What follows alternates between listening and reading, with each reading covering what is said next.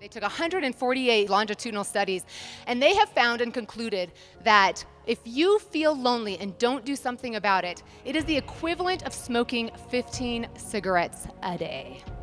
Where we were kind of interacted out, if you will, and yet still incredibly lonely.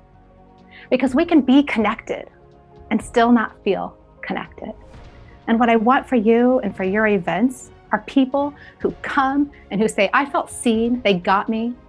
I felt like I knew how to do it, it felt safe.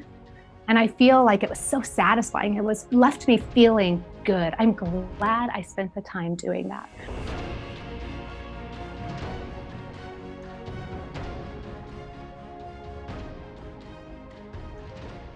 Gallup has been studying for 20 years what makes employees most engaged at work. And one of their 12 questions is, I have a best friend at work. And they have seen that those who answer that question, yes, I have a best friend at work, are 7 times more engaged in their job than the people who answer no. I'm going to put a poll up that I'm going to invite you to answer. It's anonymous, so nobody will know your answer. But on a scale of 1 to 10, how fulfilled are you with the closeness of your relationships, the meaningfulness, the supportiveness, how much you feel known, how much you feel seen? 10 is the most fulfilled. Like, it is so satisfying. I feel completely seen in a safe and satisfying way. Relationships are so worth it. Remember, how loved and supported we feel says more about our future happiness and health than any other factor. We do not want to give up on that only because we've been hurt and disappointed in another area.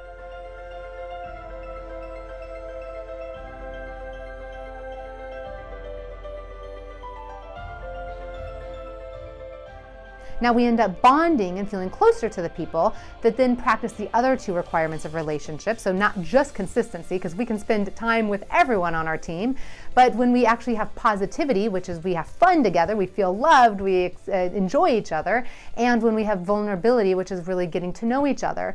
It's the consistency that actually allows us to do the other 2 things, but when all 3 happen, that's who we're bonding with.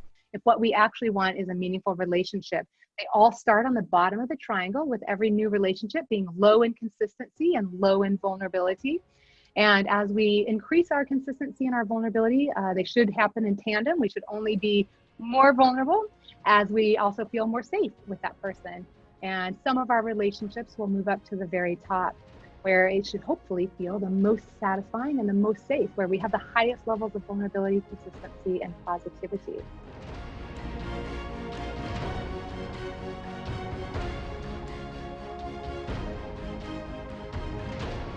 How come some event gatherings, everybody just clicks, and other times it feels like just a whole bunch of random people sitting next to each other awkwardly? The difference comes down to 3 common denominators. When you study all of the different things and you pull it together, we might use different words, but it's the exact same 3 things that have to be present.